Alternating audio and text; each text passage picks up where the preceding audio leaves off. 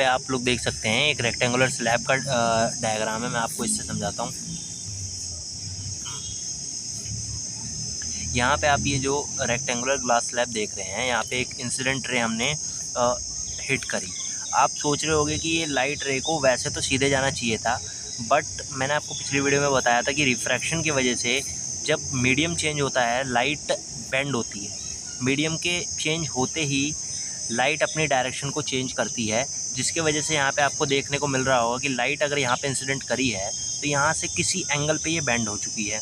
और जब ये अभी आपको यहाँ पे देखने को मिलेगा कि ये एयर था। एयर एक ऐसा मीडियम होता है जहाँ पे सबसे ज़्यादा रेयर मीडियम हम इसको कहते हैं, जिसका रिफ्रैक्टिव इंडेक्स मेरे ख्याल से 1 होता है, और रिफ्रैक्टिव इंडेक्स के बारे में मैं आपको बाद में बताऊँगा। अब एयर से जैसे ही लाइट ग्लास में एंटर करती है तो आपको यहाँ पर देखने को मिलेगा कि लाइट नॉर्मल की तरफ बेंड करती हुई आपको दिखाई देगी। और जैसे ही ये ग्लास से देन एयर में जाती है तो आपको यहाँ से दिखेगा ये लाइट फिर बेंड करती है। आपको यहाँ पे एक एक चीज़ समझने की ज़रूरत है कि हर एक रे का यहाँ पे नाम क्या है। जो रे यहाँ पे स्ट्राइक हो रही है सरफेस पे, इस इंटरफेरेंस पे, इसको हम बोलते हैं इंसिडेंट रे, जैसा कि आपने रिफ्लेक्शन में भी पढ़ा होगा।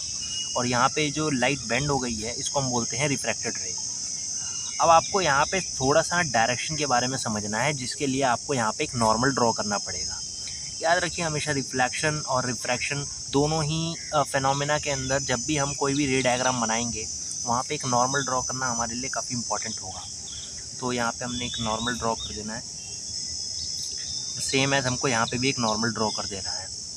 अब यहाँ से आप देखेंगे कि ये जो ग्लास से देन जो एयर में जो रे जा रही है इसको हम बोलते हैं एमर्जेंट रे।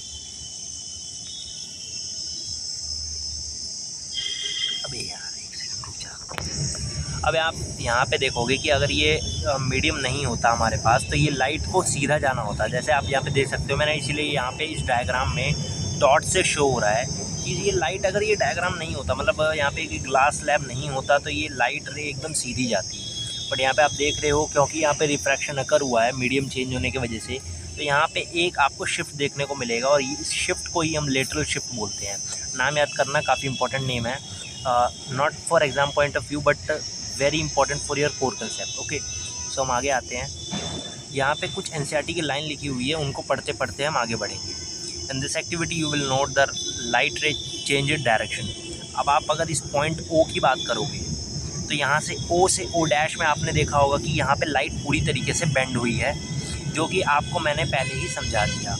Note that both the point O and O dash ये दोनों ही आपके इंटरफेरेंस पे लाई करेंगे। एक यहाँ से एयर ग्लास और ये भी एयर ग्लास, ठीक है ना। यहाँ पे एयर को आप as a rare medium consider करेंगे और जो ग्लास है उसको आप denser medium.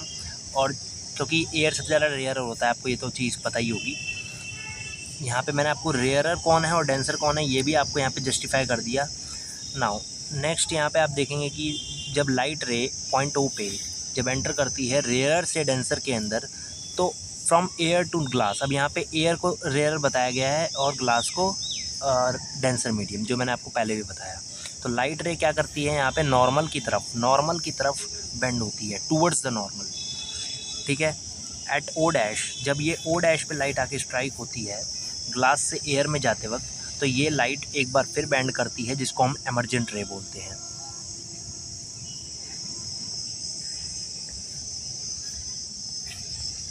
Now we should go for next, right.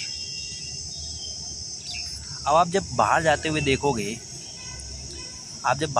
देखोगे तो यहाँ पे लाइट जो है वो अब नॉर्मल से दूर जाती हुई दिखेगी। यहाँ पे आपको एक नॉर्मल ड्रॉ करना है और यहाँ से आप देखोगे लाइट यहाँ पे नॉर्मल से दूर जा रही है, और इस वाले केस में यहाँ पे लाइट नॉर्मल के पास आ रही है। ऐसा क्यों हो रहा है, इसका रीज़न मैं आपको बताता हूँ। जब भी लाइट किसी भी रेयर से डेंसर मीडियम में जाती है तो लाइट क्या करती है, जितना हो सके नॉर्मल के पास आ रही होती है, आप उसको दूर नहीं भेज सकते। क्योंकि ऐसा इसलिए होता है क्योंकि डेंसर मीडियम के पार्टिकल्स काफ़ी ज़्यादा पास में होते हैं, जिसकी वजह से लाइट की स्पीड काफ़ी स्लो हो जाती है और वो नॉर्मल की तरफ खींची चली जाती है।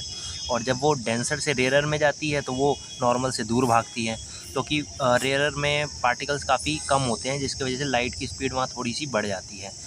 मैं ये नहीं कह रहा कि एयर ही वहाँ पे कोई मीडियम हो सकता है, वहाँ कोई भी मीडियम हो सकता है। वाटर भी हो सकता है, ग्लास भी हो सकता है, डायमंड भी हो सकता है, it could be any medium. So हम यहाँ पे बस आपको एग्जांपल दे देते हैं इस चीज़ का।